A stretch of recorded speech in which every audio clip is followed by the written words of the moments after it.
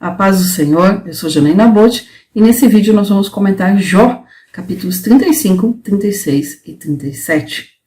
Esses três capítulos eles são continuação da fala de Eliú, o quarto amigo de Jó, o amigo misterioso que surgiu somente aqui no capítulo 32, que nós comentamos no vídeo anterior. Apenas lembrando, fazendo link com o vídeo anterior, Eliú, nos capítulos 32, 33 e 34, se dirige aos três amigos de Jó, depois a Jó, no capítulo 34, a primeira parte aos quatro, Jó e os três amigos, e depois, do versículo 16 em diante do 34, ele se dirige a Jó. Então ele começa a falar com Jó. Aqui no capítulo 35, 36 e 37, então ele fala diretamente a Jó. E aqui ele vai reforçar o que ele já começou no discurso anterior, na sua fala anterior, falando da pedagogia do sofrimento, falando que Deus usa o sofrimento como um instrumento pedagógico, ou seja, para nos ensinar, para nos corrigir, para nos colocar na direção certa novamente. E embora ele use isso, e ele fale muito sobre isso, ele continua acusando Jó. Ele acusa Jó aqui em alguns versículos nessa leitura de hoje, diretamente de pecado. Então ele fala assim, olha, Deus usa o sofrimento para corrigir, mas Jó, ele está usando como punição. Ou seja, o seu sofrimento é consequência do pecado. Os três primeiros amigos de Jó, Elifaz, Bildad e Zofar, eles acreditavam que o sofrimento de Jó era por conta de pecados ocultos e outros tipos de pecados que Elifaz apontou de forma mais direta, como pecados sociais, por exemplo.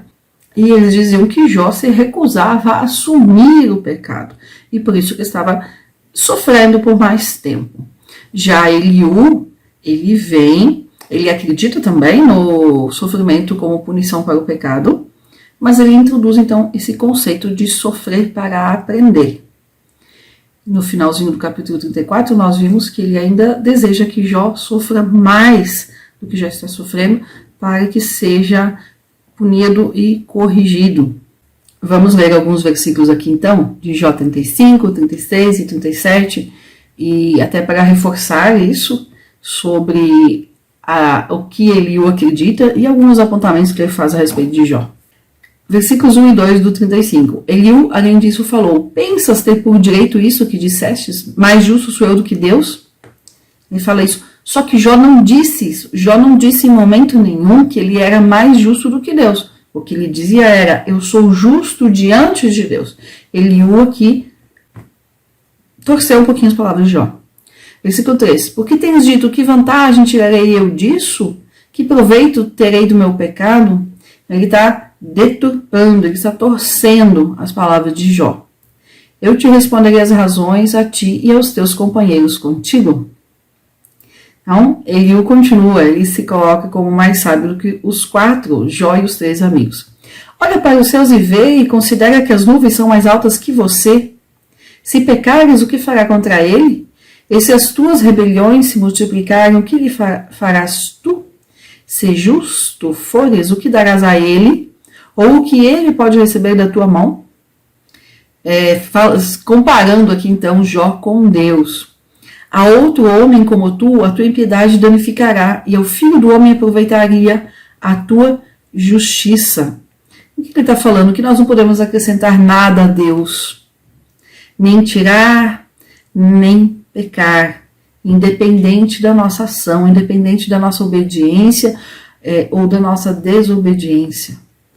Por causa da multidão de violências, os homens clamarão e se lamentarão pelo poderio dos grandes.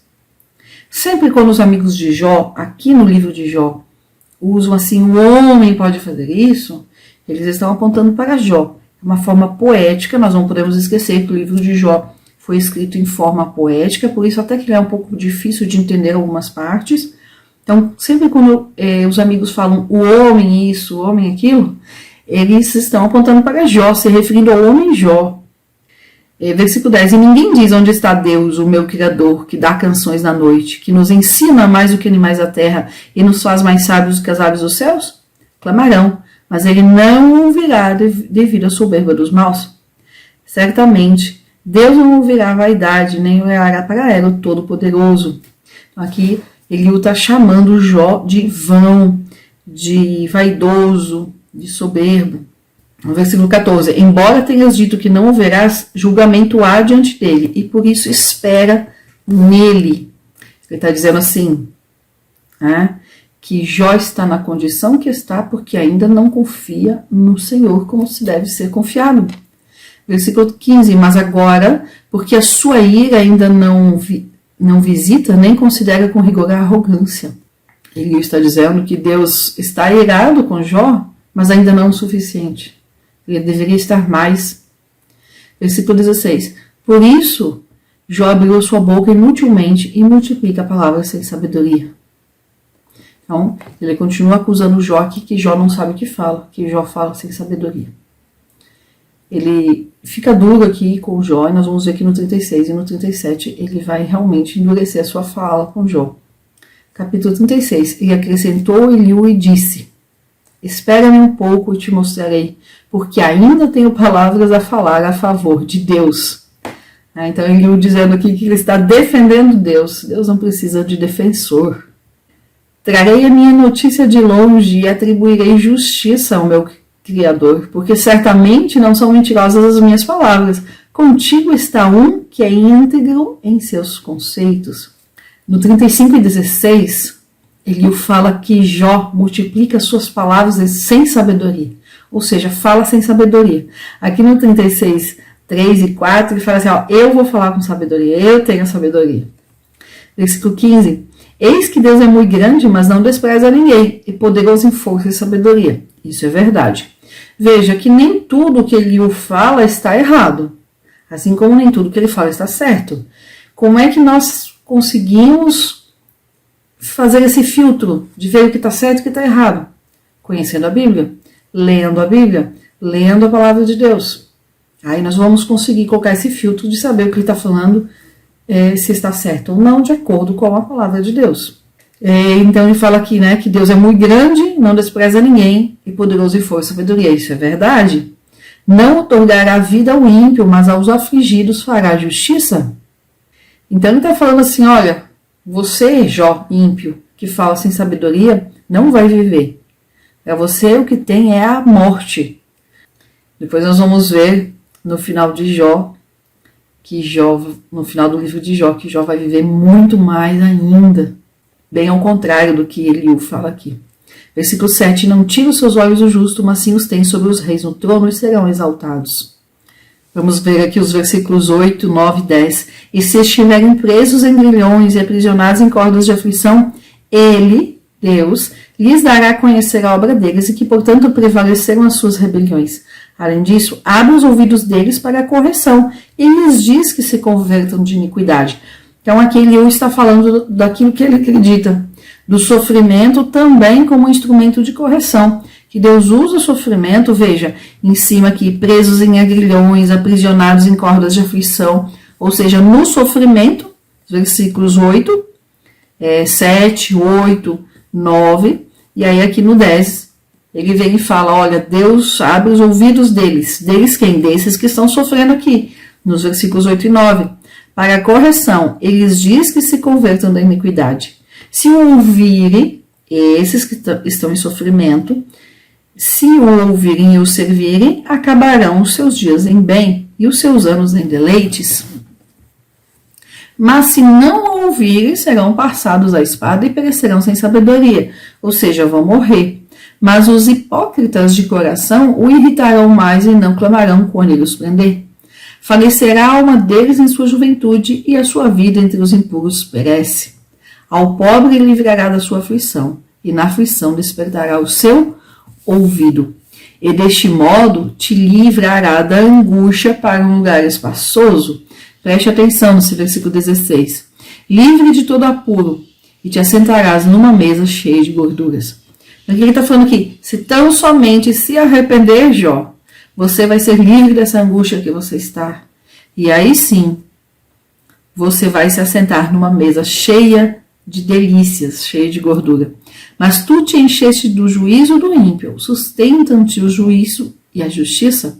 pelo que teme que em sua ira não te tire com golpe violento, o qual não possa se separar de ti, nem com um grande resgate.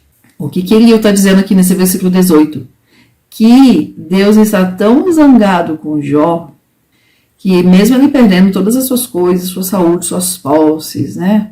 Só resta a vida, não tem nada que possa ser feito para deter a ira de Deus. Sabemos que não era a ira de Deus aqui em cima de Jó. Sabemos que era exatamente o contrário disso. Vamos ver os versículos 22 e 23. Vou ler aqui na Bíblia Pentecostal, que eu esqueci de abrir antes. Capítulo 36, versículos 22 e 23. Veja só.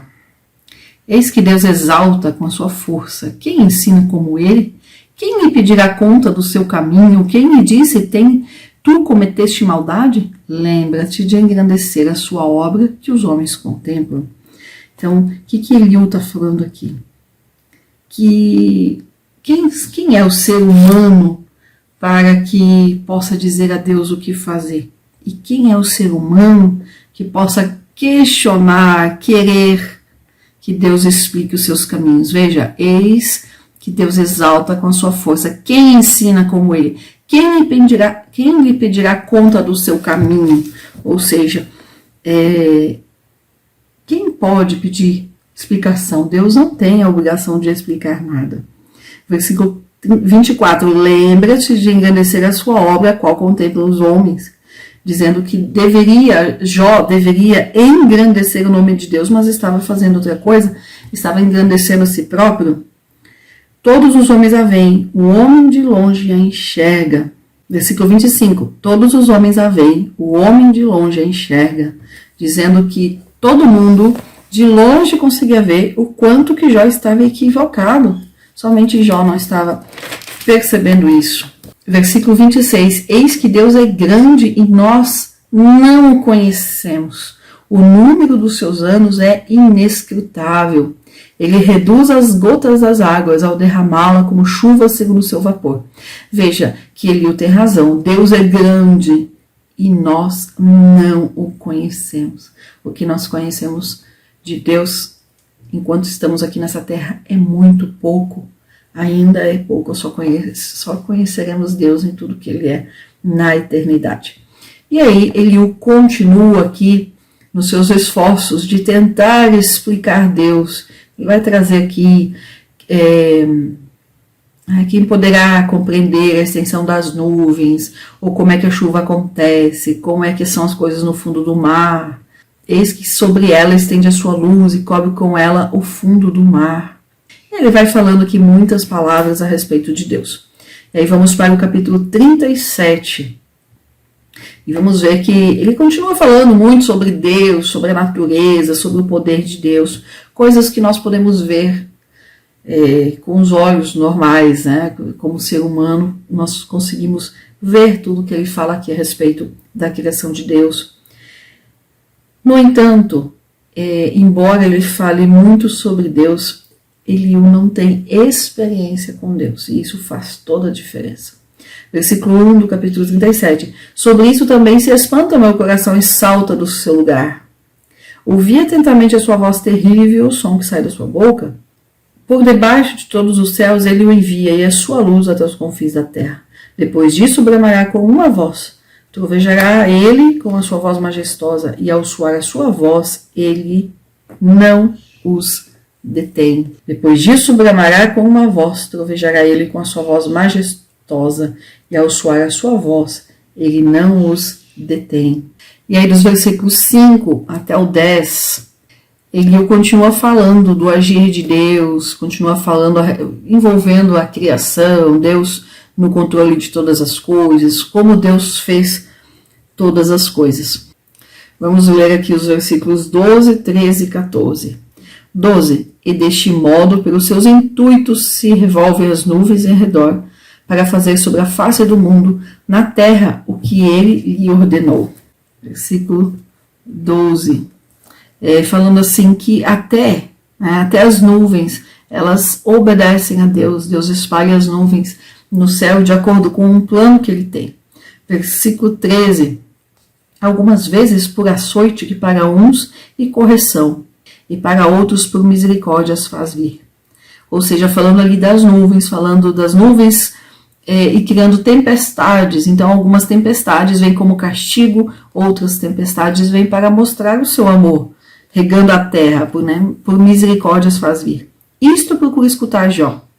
Ou seja, Jó, presta atenção no que eu estou falando. Inclina os teus ouvidos e considera as maravilhas de Deus. Falando para Jó prestar atenção no que ele estava falando.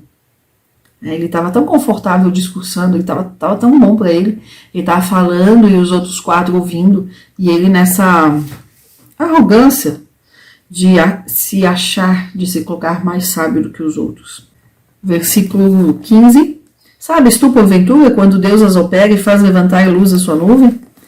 Questionando Jó. Sabes tu das variações do equilíbrio das nuvens e das maravilhas do que é perfeito em sabedoria? Ou por que estão quentes as tuas vestes quando se fixa o vento do sul sobre a terra? E ele vai questionar aqui Jó, se Jó sabe o que Deus está fazendo, se Jó entende o que Deus está fazendo, querendo mostrar que Jó não tinha entendimento, não tinha conhecimento, não tinha sabedoria. Versículo 20. Será preciso lhe contar o que tenho falado? Por mais que o homem raciocine, ficará como que abismado. Eis que não se pode olhar luz do sol resplandecente nos céus logo que passa o vento e os deixa limpo. Vem da parte do norte o dourado esplendor, pois em Deus há uma majestade tremenda. Ele é o Todo-Poderoso, ao qual não podemos alcançar. Grande em poder e em juízo e em multidão de justiça, não afligirá ninguém. Portanto, temam os homens, ele não considera os que se acham sábios de coração. Ele falando de que Deus não considera os que se acham sábios de coração, mas ele mesmo se achava esse sábio de coração. Só que ele não se achava sábio por si mesmo, ele se colocou como sendo sábio por Deus, Deus o tinha tornado sábio. E aí dessa forma nós acabamos o capítulo 37 e acabamos aqui os discursos de Eliú. Vamos ver na leitura de amanhã, no vídeo de amanhã, o próximo, que no capítulo 38, então, depois que Eliú para de falar, Deus vem e começa a responder, então, a falar com Jó. Deus se dirige diretamente a Jó. O capítulo 38 e o versículo 1 fala assim, depois disso, ou seja, depois que Eliú parou de falar. Há alguns versículos aqui no capítulo 37, os versículos 6 ao 13, que é uma poesia, uma pequena estrofe sobre adorar a Deus no meio da tormenta, adorar a Deus no meio do que se está passando. E realmente é isso que a Bíblia nos ensina. Mas muita coisa depende do porquê que se está sofrendo. Se é consequência do pecado ou se é como uma correção de Deus, que também é pecado. Veja, as duas situações do sofrimento, ele coloca como consequência do pecado. Mas uma que é aquele sofrimento como punição para o pecado, que é quando a pessoa não se arrepende, quando a pessoa é obstinada, continua ali na sua posição. E o outro lado do sofrimento por conta do pecado é o sofrimento como correção. Então é aquela pessoa que se arrepende do seu pecado e Deus permite que ela continue em sofrimento para ser corrigida. E são coisas diferentes. Uma pessoa não se corrige e outra, ela não aceita a correção de Deus, o sofrimento, e outra situação é que ela aceita essa correção. E Eliú coloca essas duas situações. Mas ele põe no capítulo 37 que Jó não aceita ser corrigido, porque Jó acha que não está em pecado. Então Eliú fala assim, você vai continuar sofrendo e você merece que sofra mais, porque você não aceita que está em pecado, e você está em pecado. Então, se a pessoa não aceita que está em pecado, o sofrimento passa a ser um sofrimento como punição do pecado. Se aceita que errou, que pecou, o sofrimento é uma correção, é para ajudar a ir na direção certa. E Eliú diz isso para Jó. você não aceita que está em pecado, você não assume, você precisa se arrepender para que daí Deus te dê o livramento do sofrimento. E nós sabemos que Jó realmente durante todo o tempo defende ali a sua integridade diante de Deus. Então muita coisa vai depender do modo, do entendimento da pessoa por que ela sofre. Jó desconhecia os verdadeiros motivos, desconhecia aspectos da sua vida, os motivos que ele estava passando por todo esse sofrimento, e na verdade muito é para nós, ficou registrado para o nosso aprendizado, para nós entendermos que muitas vezes passamos por situações que não vamos saber os motivos, assim como Jó não sabia. E nesse capítulo 37, nós vemos que o sofrimento, Eliú falando sobre isso, o sofrimento nos põe na situação, inclusive, de crer em Deus, que é necessário confiar em Deus. E Eliú coloca que aquele que é impulsivo, intempestivo, quando é disciplinado pelo sofrimento, passa a ter paciência, aprende a esperar. Aquele que é indiferente se torna mais sensível. Eliú traz aqui alguns pontos importantes. E ele mostra nesse capítulo 37, principalmente ali para Jó, que a adoração e a murmuração não podem estar juntas. Se você murmura, você não consegue adorar a Deus. Não cabe no mesmo lugar, nós precisamos aprender então a adorar.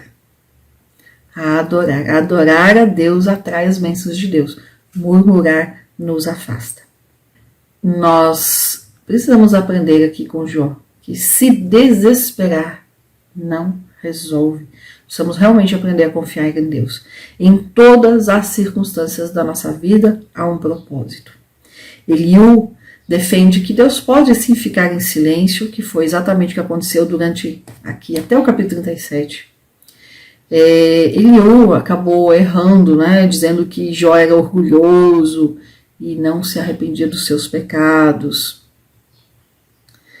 Deus é soberano e age com justiça. Nós aprendemos isso aqui com Jó. Mas Eliú, ele erra ao colocar a soberania de Deus acima do amor. Porque Deus é Deus soberano, age com justiça, mas ele ama os seus. Ele trata com amor e com cuidado. Nós precisamos aprender a esperar o tempo de Deus, esperar em Deus. Se confiamos em Deus, precisamos saber que no tempo certo Ele nos livrará ou colocará um ponto final no sofrimento, seja qualquer sofrimento que estejamos passando. Assim nós terminamos a fala de Eliú. No próximo vídeo vamos falar sobre Deus respondendo, Deus se manifestando e falando com Jó. Eu espero que esse vídeo tenha sido bênção para você. Deus te abençoe e até o próximo vídeo.